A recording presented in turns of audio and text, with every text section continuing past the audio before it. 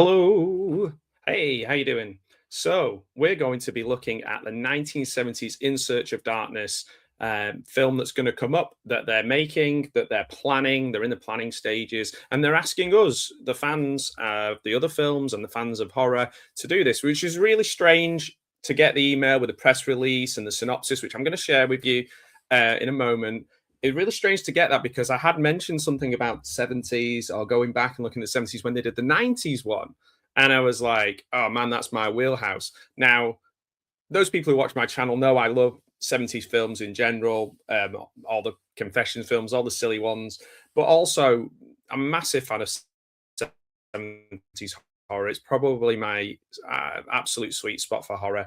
I like the ones that are really stylistically 70s, whether it's Golden Vampires, whether it's, the AD 70, 73, whatever it is in that era. I just love the clothes, the style, the kind of relaxed attitudes that are kind of translated as funny. And plus, we've got a real golden era of certain types of horror film from there, whether it is the folk horror, whether it is the things like the Karnstein trilogy, whether it is the birth of slashers.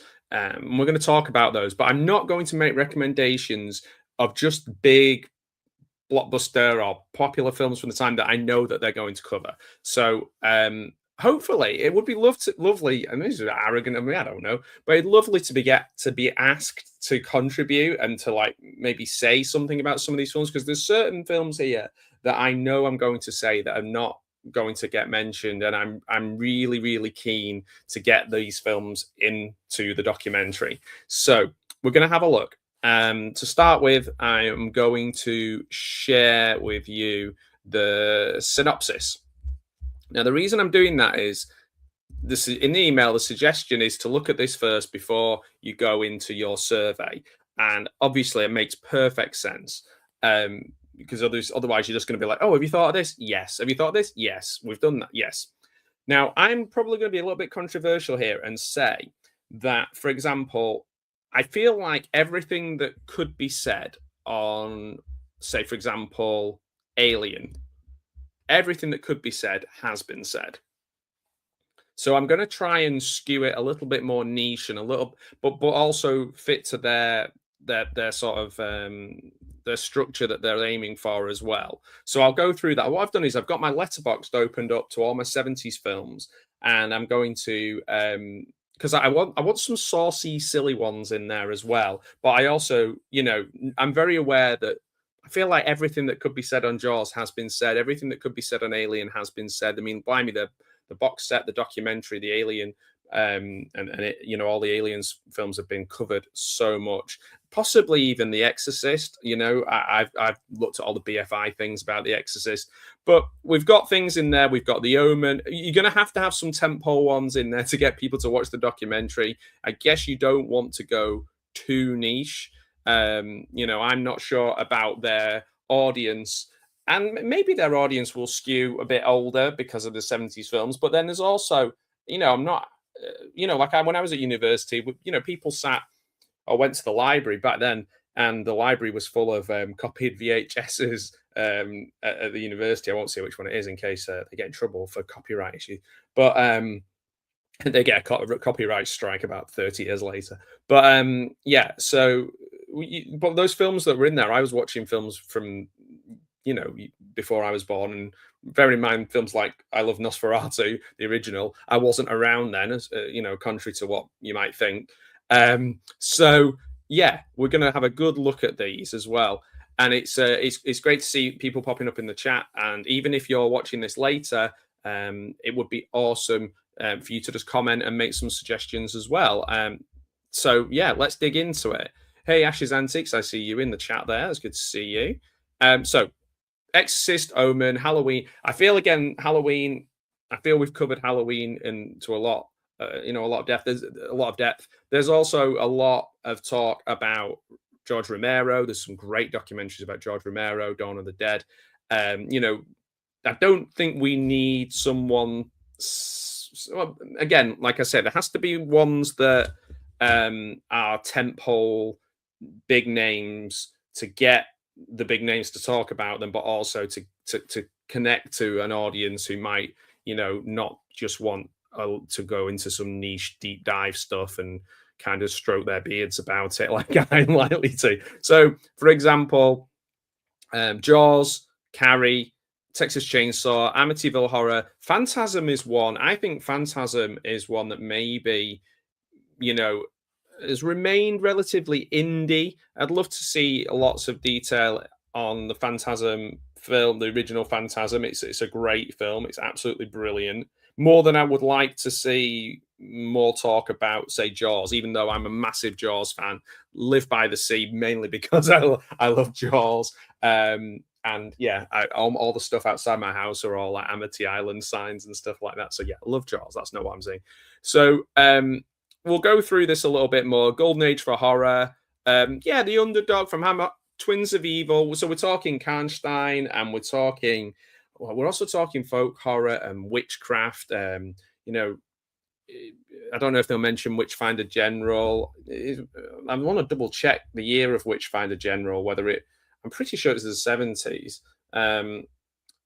But yeah, that's one, the sort of the puritanical side of horror, which is still very, very dark and quite hard. Oh, it's 1968 Witchfinder General. It doesn't squeeze in there, but you could have the more, and then it goes sexier. We go like kind of Witchfinder General, Burning Witches, and really kind of quite scary, violent, dark stuff. Then we go into the more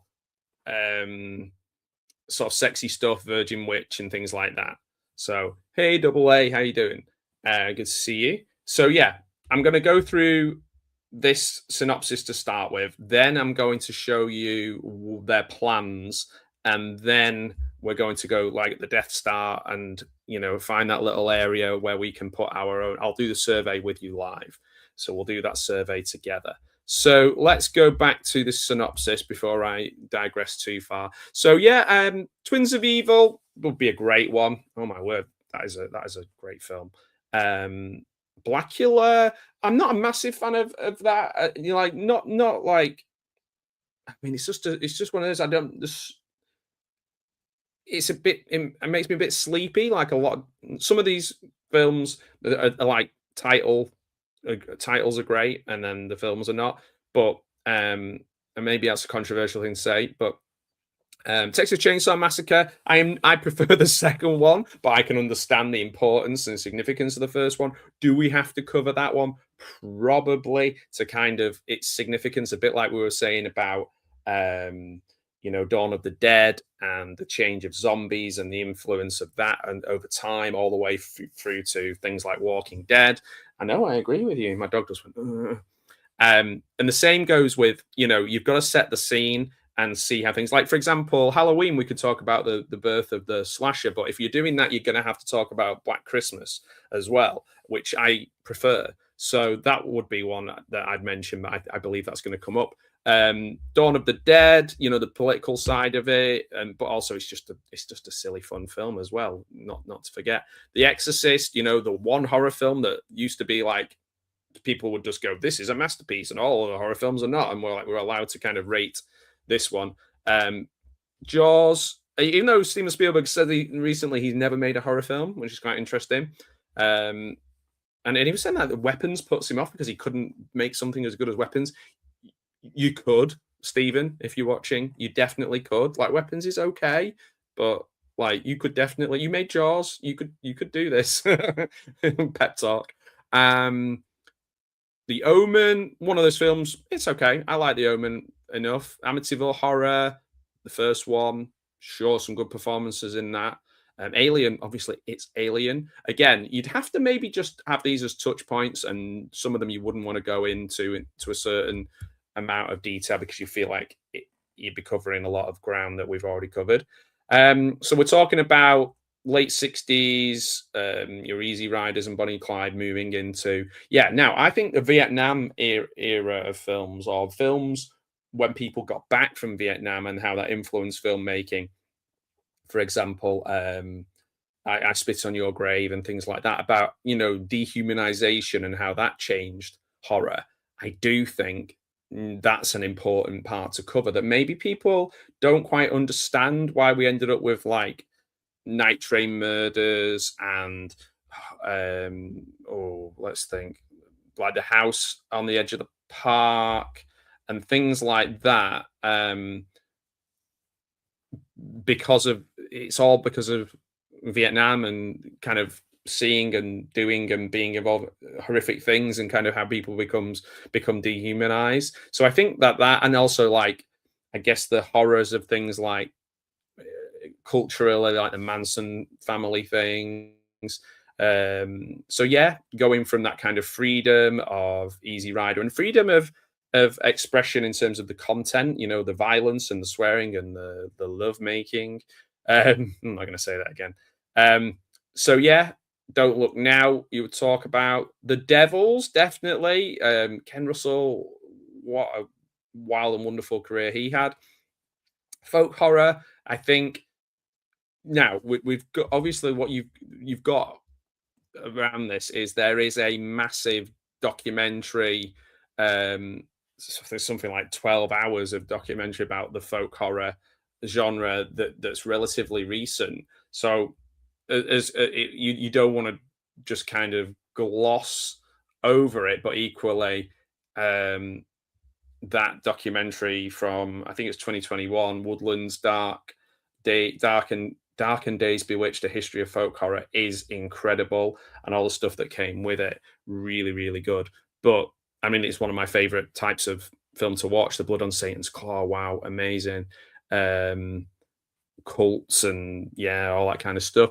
Satanic Rites of Dracula, yeah, it's okay. But then we go, yeah, Argento. Suspiria, I would say, for me, is like the scariest film, that atmospherically scary film that I've ever seen. So yeah, if you're looking just for the nudie ones, you've definitely got a lot of choice in the 70s, Gareth. Carry On Screaming is a good call as well, because it parodies and references a lot of the films that are around at the time, and that would be a really interesting one to discuss in the film. Not a bad call, actually. I quite like that. But yeah, Suspiria again. Is that too obvious? Will it be a tentpole one to talk about, or is it not as spoken about as much as we think? I don't know. It's hard to say sometimes. Let's have a look. I'm not going to read the whole thing. Shivers. That was on my list to mention. Shivers is I actually prefer Shivers more than Rabid and The Brood. I watched The Brood with a couple of people online. It seems like a long time ago. Gareth being one of them. So Cronenberg would be an interesting one. What I'd like to do is maybe group Cronenberg and some of the other Canadian creators like Bob Clark, and kind of show how that whole creative bunch, their ideas were kind of lifted and taken to the US, and sometimes kind of forgotten that they were there first doing some of these really creative things.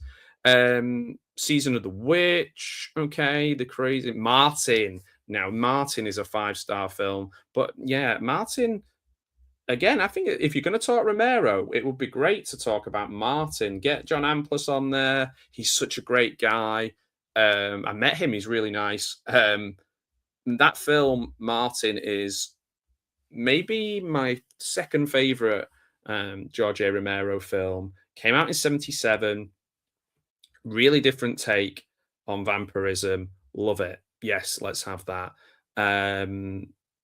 Wes Craven, Last House on the Hills of Eyes, hot new author Stephen King. Yeah, okay. I don't know if we need, again, might need to touch on them, but I don't know if we need to cover Carrie or even Salem's Lot into that massive. Maybe Salem's Lot, but not Carrie in as much detail. I don't think. I'm kind of just guiding what I would do. The Living Dead in Manchester Morgue is one I love. Some of it's filmed in the Lake District, some of it's filmed in other parts of North. That would be a great one to dig into that I think a lot of people haven't. Let's see. You've still got The Bird with the Crystal Plumage, great film. The House That Dripped Blood. Yeah, well, maybe we could talk a bit more about Amicus than Hammer, and try and kind of or put them together and show what the differences are for like a new audience. That would be interesting. Let's see. The Sentinel, just in terms of casting and story, is wild. Get some Michael Winner stories in there as well. I Spit on Your Grave, I mentioned earlier.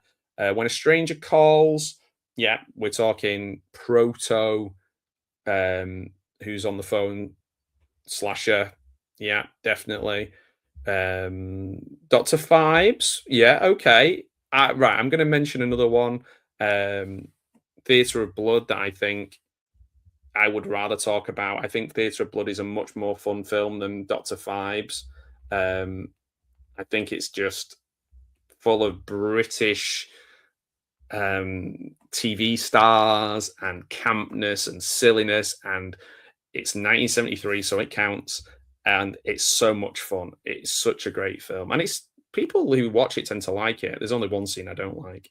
Yeah, so man, Theatre of Blood I'm putting on there. I've not seen it mentioned yet. I prefer it to Dr. Phibes, both of them.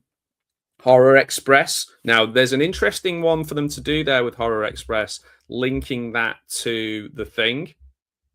I think is really, would be a really good idea. Kind of showing, you've got 50s, 70s, and then you've got 80s, all from the same sort of source material, which is really interesting. I feel. Let's see.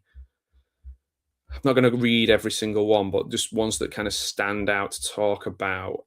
So each year they're going to do it in potential topic chapters. All right, so setting the stage, of course, you got to do that. Let's have a look. Dog Day Afternoon. Yeah, sort of showing how the leading, amazing films like Dog Day Afternoon, Taxi Driver, leading into a kind of a more tumultuous time, and kind of get through some real tricky events, particularly in the US, but just in the world. Yeah, Cold War, all that kind of stuff.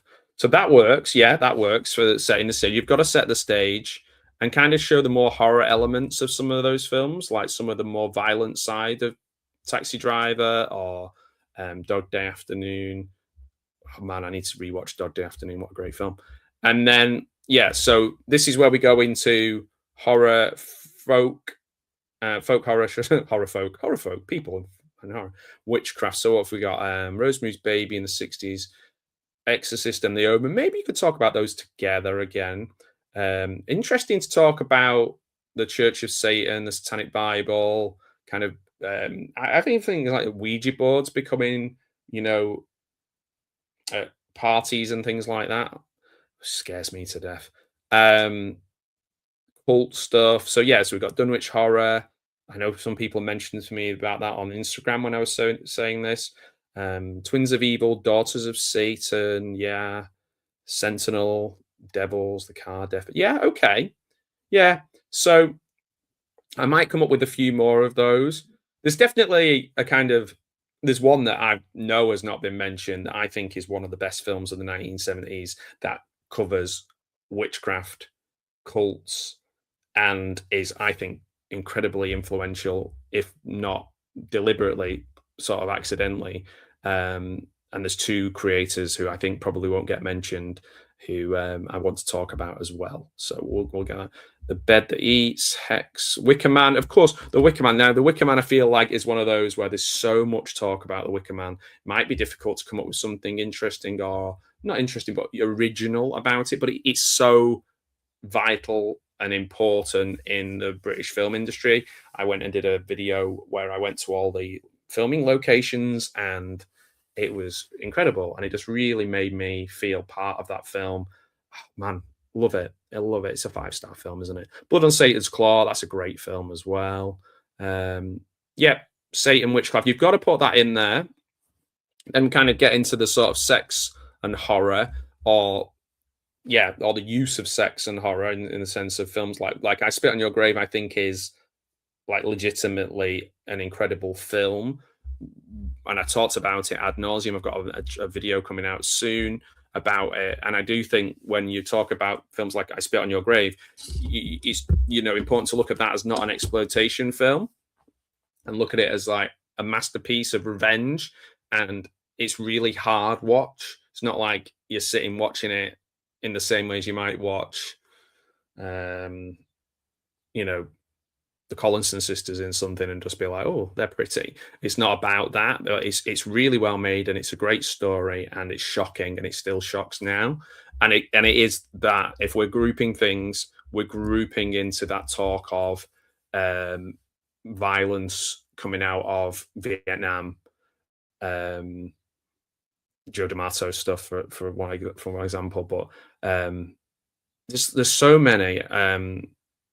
Yeah, and that link with adult films being in the cinema as well. So I saw a really interesting picture the other day, and it was like something like Deep Throat or maybe Devil in Miss Jones or something. Oh, Miss Jones, and it was at the Prince of Wales Theatre in London, like and like on the sign outside, and I was just like, wow, you can imagine that now. So this is an interesting. It's just trying to make sure that when you're doing it, and I'm not no expert, I just love films, but I guess asking for our suggestions, so here they are.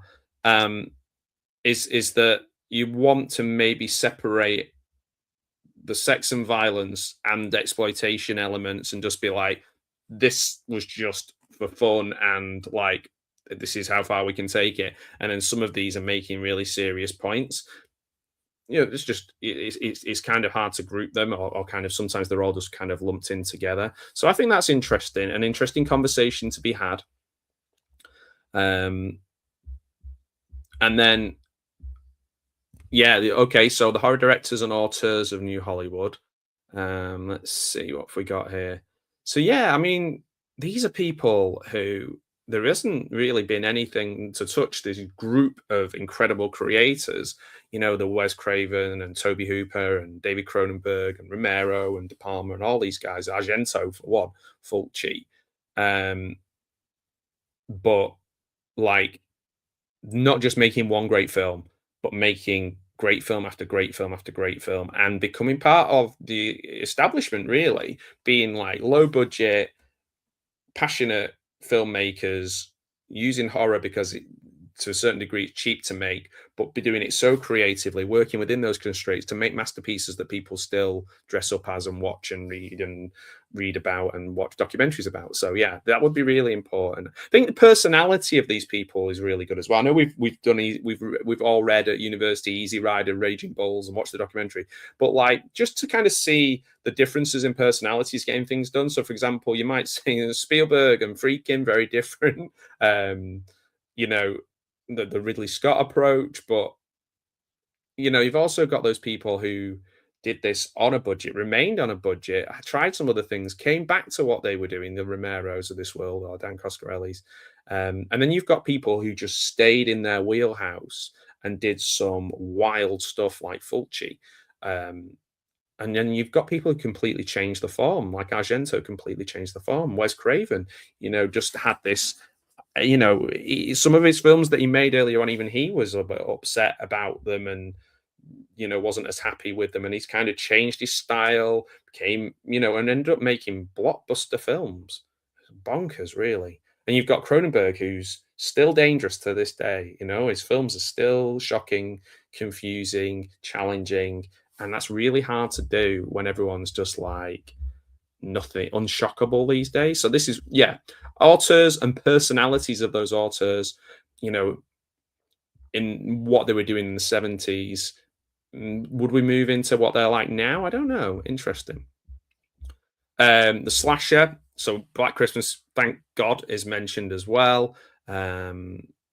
Toolbox Murders. Let's see what else. Silent Night, Bloody Night is one of those that you see a lot because it's on public. It's in public domain. You can see that, and people get mixed up with Silent Night, Deadly Night. So that's one that might be interesting to talk about. Yeah, like maybe talking about how underappreciated Black Christmas is. as influential on slasher. I would say more so or the same value as Halloween. I think that's worth mentioning. Um, yeah, again, Argento, um, really scary ones, that like shock you, like Driller Killer. Yeah, zombies. Okay, so this is where you try and get Simon Pegg for your documentary, or Edgar Wright, or Nick Frost to talk about their love of zombies, because they talk about it so well. Because you can see that in Shaun of the Dead, the change of the zombie, the change of the zombie film, the zombie genre, what they did, how they move, what they look like, the Tom Savini element. You get Tom Savini in there. Maybe you could talk about the evolution of the zombie is really interesting. Then we could talk about the British side of things as well. The Living Dead at Manchester Morgue, sometimes called Let Sleeping Corpses Lie. That's a great film, and it's more like, in a way, it's quite scary because it's widespread. It's got that 28 days later thing where you kind of you sort of widen the picture and realize that they're everywhere. They're wandering across fields. There's something scary about zombies walking across fields. And they perfected that with The Walking Dead. So zombie evolution would be really good. And then also, the difference of what an Italian zombie film is like to a US zombie film is very, very different. Yeah. Oh, wow. They've mentioned 28 Days Later there already. Read my mind.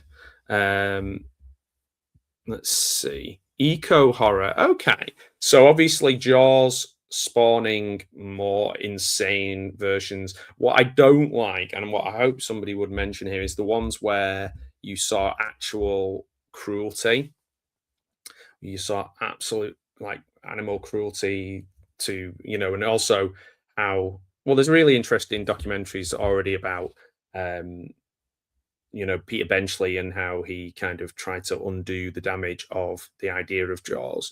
But also there's films where people were really hurting creatures and there's blood all in the water that's real, making these nature films. Now, some of them are really, really entertaining. That doesn't justify that. But some of them are really entertaining as they are, and they're not ones that I would watch. Jaws 2, right, great film, incredible film.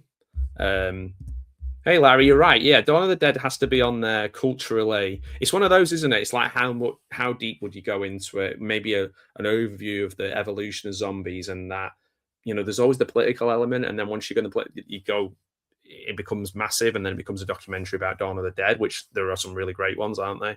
But yeah, it has to be in there. It's really tricky, isn't it? It must be hard making these documentaries. Jaws 2, I would love to talk about Jaws 2 all day long, because I just think it's a great film. I do really think it's a great film. Yeah, well, I'm going to quick scoot through those. There's some pretty terrible ones as well. I've got a big grizzly poster up on my wall. I'm not pretending it's a great film. None of these are necessarily great films, but it's worth talking about all the different creatures. I'd love to see like a supercut of all the similarities between them and Jaws, and then a different creature popping up. Some of them are good. I'm trying to think of one that is good. But yeah, some of them are great actually. So yeah, that would be worth talking about. But also the cruelty side of it really does worry me a bit with those films.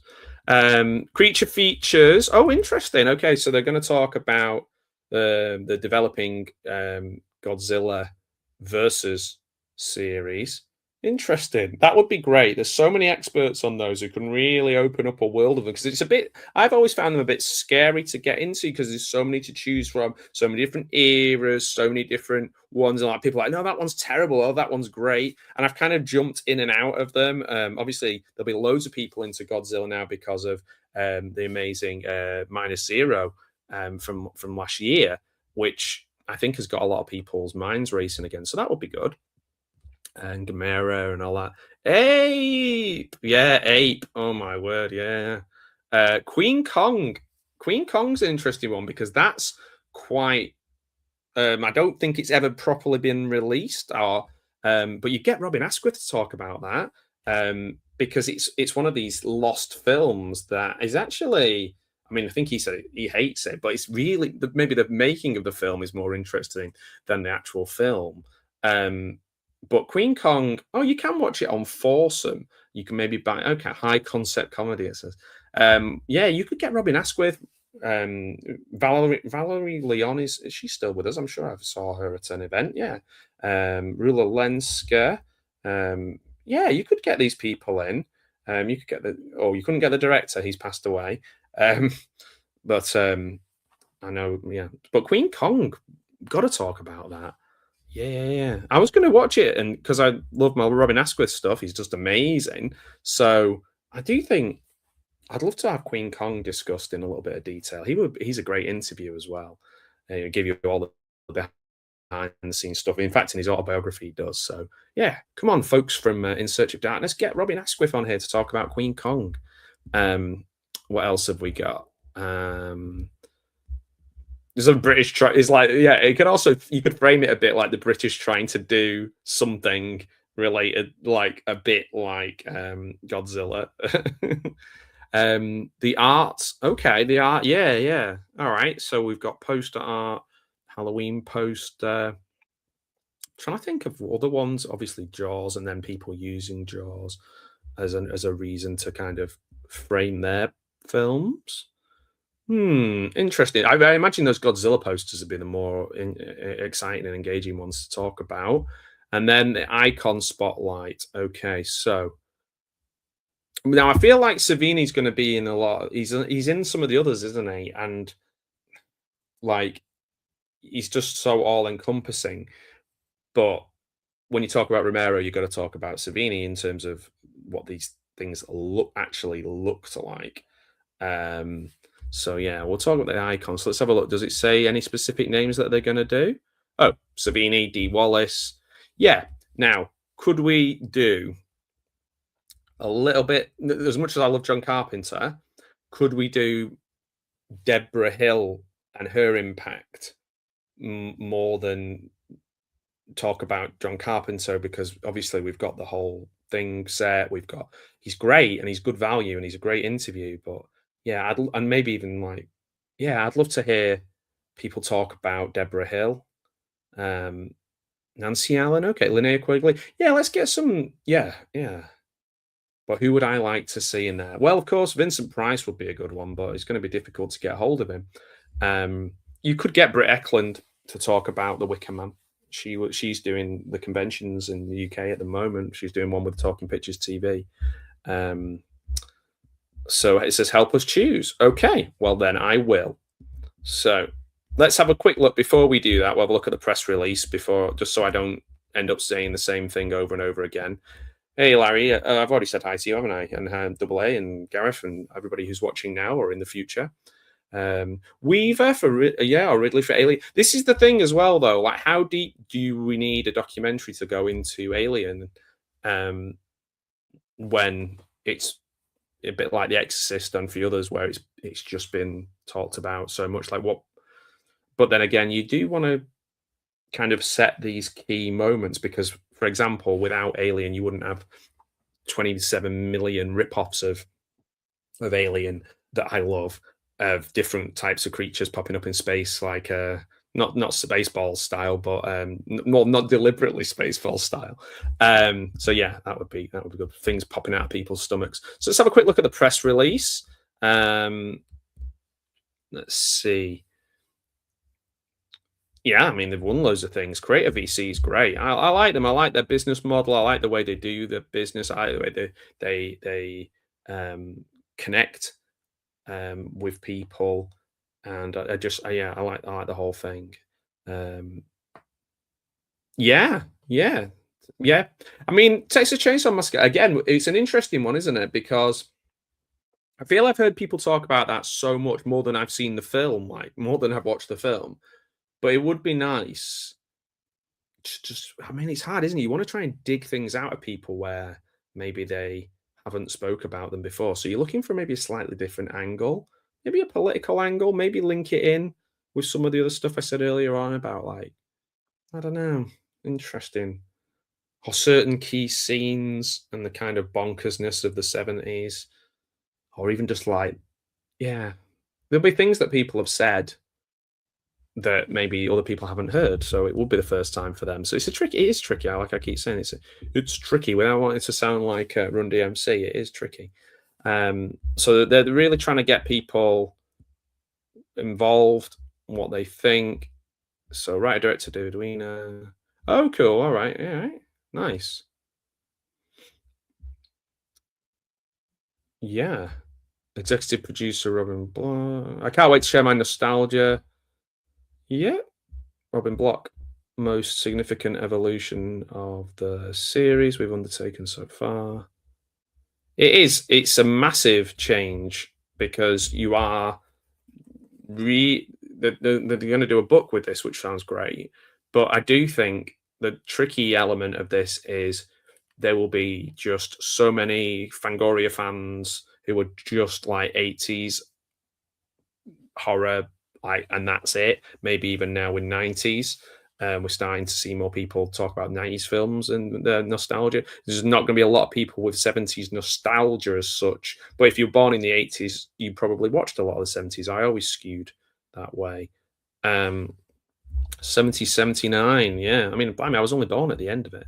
So pre-orders in May. Okay. I'm going to try and get a link for this again. There's a few people took me up on my, which I'm really appreciative for. I really am appreciative. Who took me up on my link.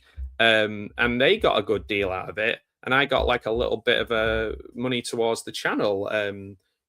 Don't worry, I'm not moving house or buying a yacht or anything, but man, it was nice just to think, oh, I can put that, my donation that I make to mine, my donation I make to the Christie, and also I can kind of just go, oh, people are watching the videos and they bought the Thing expanded sets, and I got a tiny amount of that, but also people are buying the Thing expanded set, which again, I'm only promoting things that I want to watch and enjoy myself. So yeah, that was pretty cool. It was very cool. So let's have our say. This is the bit now. So I've already gone through my other bits. I've read the synopsis. I've done all my homework. I've been a good boy. So let's have a look at making choices. Which bits are you most excited about? Select up to 3. Okay, so okay, so I'm not going to talk about posters as much. Horror icons depends who it is. Creature features, love.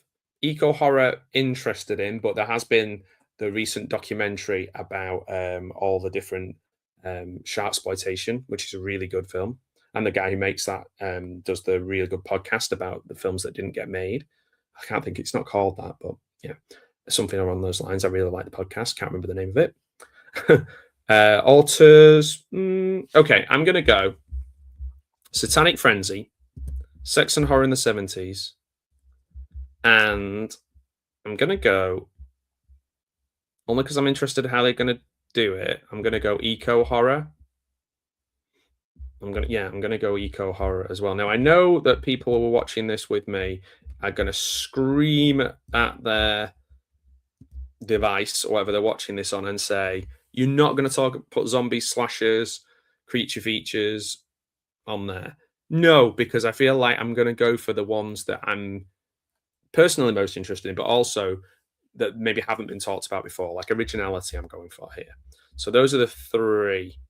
Up to 3. Does it up to 3? I can choose 3. Yeah. What are you least excited about? Okay. I'll be honest. Poster art. Not that there aren't great posters in the 70s, and I've not got my whole room covered in posters from the 70s and 80s, but I don't know. I feel like 80s and Drew Struzan and that kind of thing is more, and we covered that. Am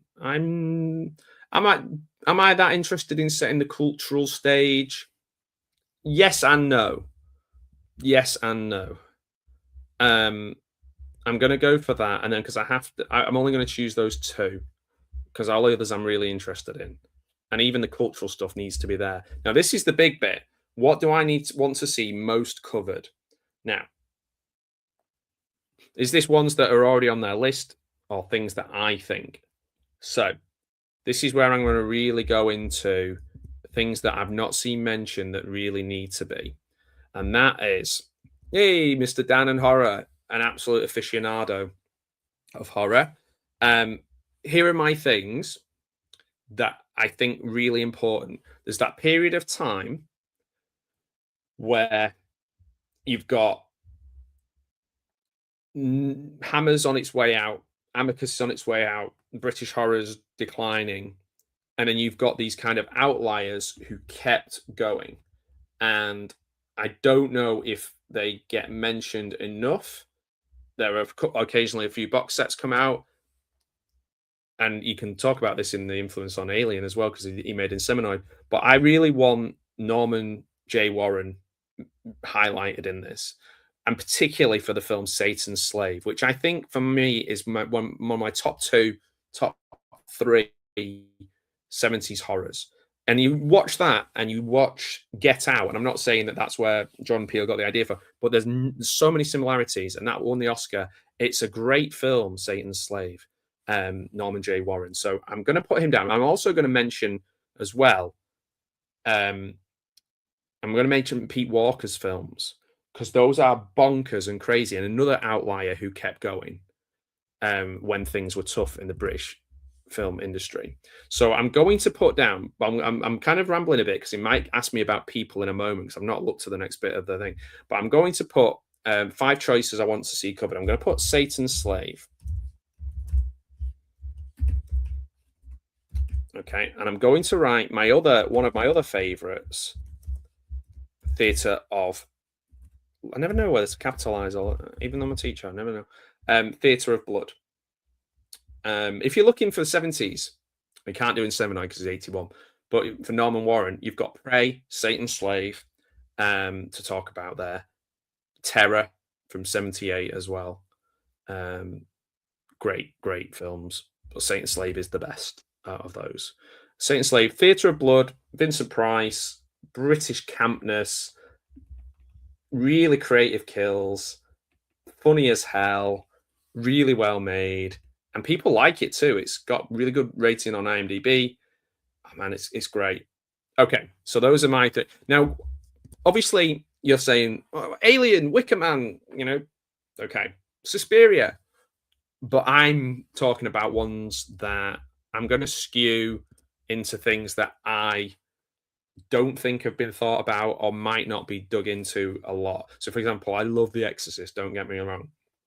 Black Christmas, I'm tempted to put Black Christmas in there, because even though I don't think there's enough chatter about how influential it is on the slasher genre, so I'm talking Black Christmas might go in there. Let's go through my list. I've got my Letterboxd up. You can get to that in my link tree if you want to see what I'm watching. So, I'm going to go through, I've ordered it from my 5 out of 5 films. So I've got 5 out of 5 films. I've got Black Christmas, Wicker Man, Suspiria, The Exorcist, Theatre of Blood, Jaws, Satan's Slave. Now, one that just creeps into the 70s, Hatchet for the Honeymoon. There's so much in that, like gender, creative kills, creative storylines, amazing. Wicker Man, 73, great film. 5 out of 5. For some reason, I've only given it 4 here. What's going on?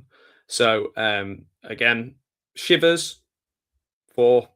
I gave that 4 stars. Love that.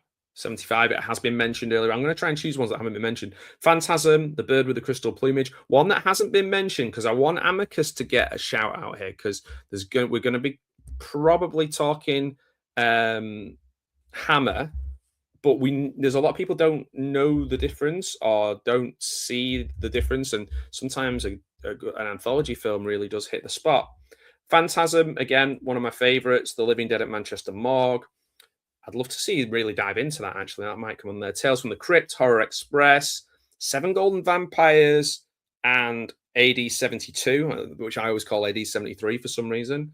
Taste the Blood of Dracula's fine. It's a good film. Blood on Satan's Claw, Alucarda, which strangely Al Lacard told me about, from 77 is an interesting one. The Night Stalker, no one's really talking about it. Night Stalker, it's definitely more loved in America. The Night Stalker from 1972. Twins of Evil, Torso, Countess Dracula, The Sentinel. We talked about that earlier on. Shock, The Hills Have Eyes will definitely get a call. Deathline, that's a bonkers film. Deathline, Amityville Horror. Yeah, it is great, isn't it, Dan? Living Dead in Manchester Morgue, and it's nice because you've got a lot of the visual things that don't get seen in horror films very much. So you see a lot of the countryside. Recently, have actually in 28, whatever it is, lately 28 months, days, weeks, years, hours, whichever one it is. The latest one is in the Lake District, and this a bit of Living Dead in Manchester Morgue is in the Lake District as well, and the northwest of England too. So that's a good one. It's a good one to include. I might put that down as one that I think they should. There's a Bay of Blood. There's a Bay of Blood up there. Dr. Phibes we talked about. I think I might be a bit sneaky here, even though it's not one of my favourites. Yeah, Deathline is weird as well. It's creepy as hell. And yeah, do you know what I've got, Mr. I've got the lobby cards for Deathline somewhere. The only lobby cards I've ever displayed, because I have the full set of them, is Star Crash, but I've got those somewhere as well, Deathline ones. Wow, yeah, weird film. Living Dead at Manchester Morgue, I'm going to put in as my third choice, actually. Oh, fourth choice. Oh my word, I'm running out. Is it The Living Dead or Living Dead at Manchester Morgue? The Living Dead, thank you. Thank you, Mr. Dan. Manchester Morgue. Love it. Manchester Morgue. Morgue. Okay. Now, I'm going to be really sneaky with my next one because it's not, like I said, it's not one of my favorite films. It's a great film that I enjoy a lot, but I enjoy the filmmaker more than I enjoy, or like as a whole, rather than just like it's not a 5 out of 5 film, but I want to hear people talk about this. So I'm not going to do Grizzly, don't worry, because it's been mentioned for one thing, but I'm going to choose a Pete Walker film, because then I've got a Norman Warren and a Pete Walker. So I'm going to put House of Whipcord. Now, those are my selections. This is what I came up with. Let me do a little screen grab of this so I can remember. Maybe I'll put this on social media later on, and people are like, why didn't you choose Alien, you dick? And I'll be like, well, because I know people are going to talk about Alien. So, yeah. Okay. Those are my choices. Satan's Slave, Theatre of Blood, Asylum, The Living Dead at Manchester Morgue, and House of Whipcord. Have that. Number 3. Section 3. What's this all about? And bear in mind, I've not clicked on this before because I'm doing this for the first time. But yeah, Mr. Dan's right. Donald Pleasance. Donald Pleasance has a punch up in a bar in that film, if I can remember correctly. So yeah, weird. Yeah. Okay, normal merch spread. Please note this is a mock-up. Okay. Yeah, because it's just looking like the last one, but rigid slipcase. Yeah. Cool. Premium packaging, of course. Patches. 80-page book, premium packaging. Right. I think with posters as add-on. So we've got option 1, the usual setup, 2 posters, sewn patch, and certificate. But this one swaps out posters, patch, and booklet for a book. Oh, do you know what? I'm more likely to get the one with a book and probably never read. No, just flick through it. So I'm going to go for option 2 because I just think it's a bit different. I think the book, the £80, might be £80, 80-page companion book. Film checklist is a nice idea. Certificate.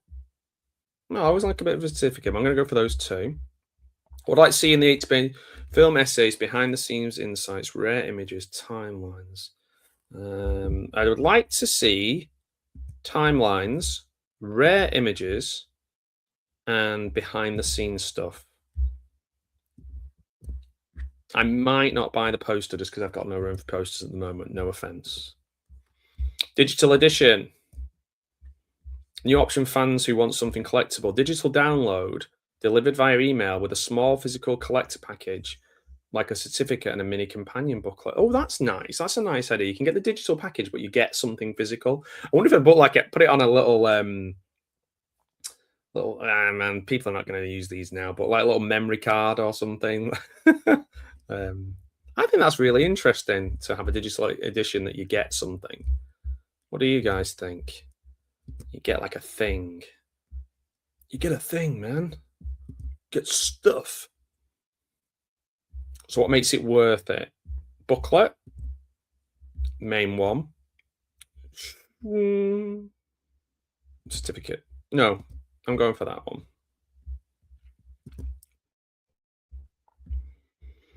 Would you like to join in the waitlist? I would, but I'm not going to put my personal email onto the thing.